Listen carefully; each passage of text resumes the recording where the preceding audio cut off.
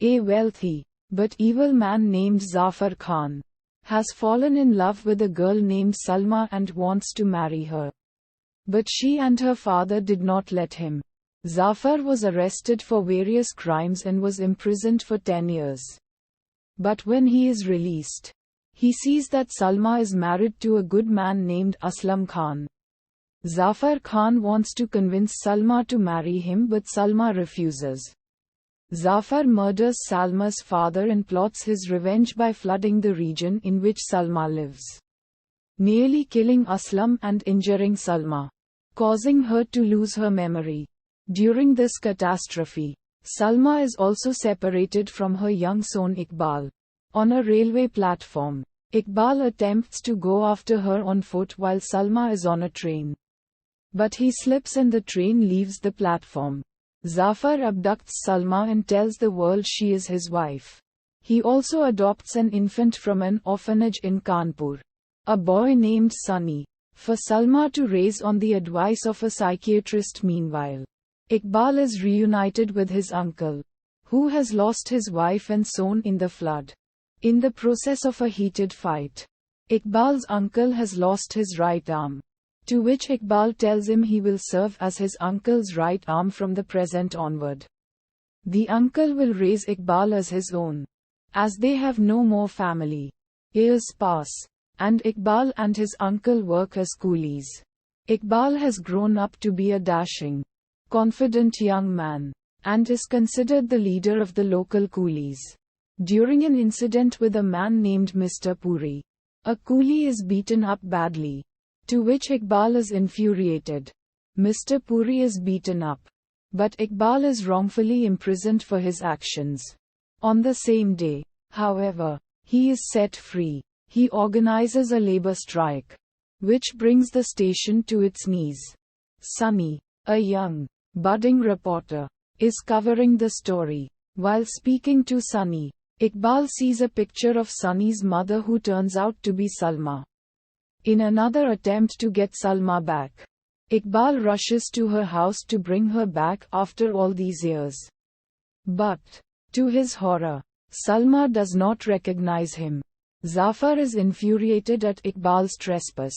His crooks, disguised as police officers, near fatally beat Iqbal, while he takes Salma to the psychiatrist to administer electric shocks on her so that her memory never returns. Sunny threatens to publish all of Zafar's crimes in the newspapers the following day if he does not return Salma to him. Iqbal and Sunny become friends, and both find love. Iqbal with a Christian girl Julie DeCoster, and Sunny with his childhood sweetheart Deepa. Meanwhile, Aslam has been imprisoned for a crime he did not commit. When he is finally let out, Julie tries to kill him in a graveyard because she thought he had murdered her father, John DeCoster. But, as the revolver is empty, she cannot fire. Aslam explains that Zafar had murdered her father and framed Aslam, to which Julie believes him. Things are looking up, but the coolies uncover a banking and housing scandal against them. After a series of run-ins with the corrupt parties, Iqbal finds himself in a fight to the death with Zafar. Salma returns at a very pivotal scene in the film. During the election standoff between the communist workers under Iqbal and the capitalist lords under Zafar, with her old memories intact, and she publicly testifies against Zafar and how he destroyed her family. In the crowd is an old man, who turns out to be Iqbal's long-lost father Aslam. Also, Iqbal's uncle recognizes a birthmark on Sunny, proving that Sunny was indeed the son he thought he had lost in the Great Flood. The family is reunited, much to the fury of Zafar, who then proceeds to shoot Aslam but accidentally shoots and kills Iqbal's beloved Mamu, maternal uncle, who cared for him in his youth.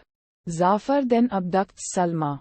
Iqbal and Sunny both chase after the evildoers, killing Mr. Puri, who dies from a heart attack due to the mental pressure of the chase, and Vicky, who falls out of Zafar's car and is run over by an oncoming truck. In the process, until Iqbal corners Zafar in a masjid. The holy shroud from the Dargah shrine flies onto Iqbal's chest. And Iqbal defiantly faces Zafar with the belief in God's protection from harm with his name on his chest. He is shot several times by Zafar.